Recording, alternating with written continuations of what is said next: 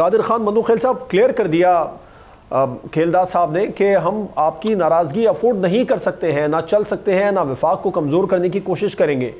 तो फिर और वैसे भी अभी बताया कोस्तानी साहब ने कि जब तक एक्निक से मंजूरी नहीं होगी तो फिर कैसे हो सकता है आप लोग नाराज़गी कबल वक्त नहीं हो गई? देखिए, इलेक्शन 8 फरवरी के इलेक्शन से 12 घंटे पहले एक्निक से मंजूरी ये करवा चुके हैं, मगर निगरान हुकूमत ने ये शर्त लगा है कि ये सीसीआई की मंजूरी से मशरूत होगी।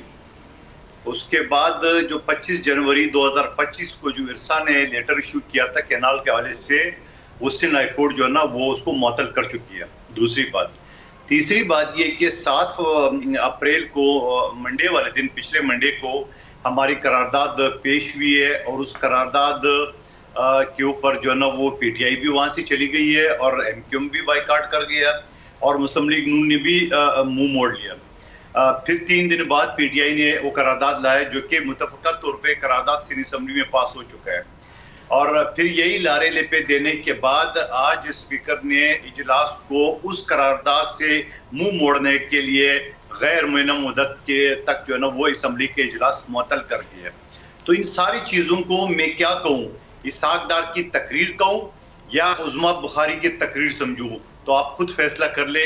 इसमें क्या मतलब एक जो कुल्ली जो कहता है ना कुल्ली तजाद है और कुल्ली मुनाफकत है कि आपने पंजाब के तर्जुमान को तो पीछे लगाया इरफान सिद्दीकी समेत, वो कहते हैं नहरें तो बनेगी हर हालत में, और डिप्टी वज़ीर-ए-आज़म साहब और मेरे मोहतरम किलदार साहब कहते हैं कि नहीं जी इत्तफाक से होगा। तो इत्तफाक से आप तो करारदाद भी नहीं होने दे रहे थे, पीटीआई के करारदाद आ गए वो भी आपने नहीं होने दिया।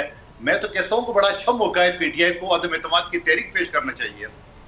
आप लोग साथ देंगे, इसका मतलब है? पेश तो करें ना, देखा जाएगा ना। ये बहुत बड़ा आपका स्टेटमेंट है मंदू खेल साहब, यानी कि आप लोग इस हद तक जा चुके हैं कि हुकूमत से अलहदगी के साथ साथ हुकूमत के खिलाफ भी होने के लिए तैयार है। ये आपका अगर दरियाए सिंध से नहरों के लिए हम कुछ भी कर सकते हैं। अदम एतमाद की तहरीक पीटीआई लेकर आती है तो कादिर खान मंदू खेल का वोट किस तरफ होगा? पीटीआई की तरफ। सब्सक्राइब करें और बेल दबाएं ताकि कोई खबर रह न जाए।